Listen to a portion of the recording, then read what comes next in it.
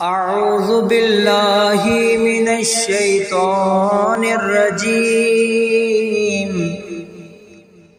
بسم اللہ الرحمن الرحیم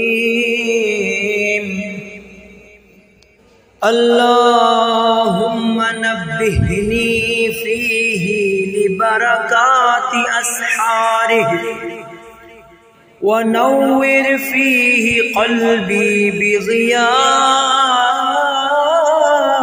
أنواره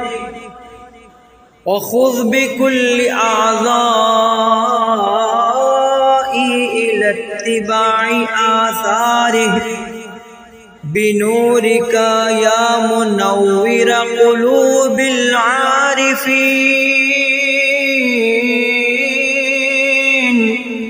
اللهم صل على محمد وآل محمد وعجل فرجهم۔ خدایا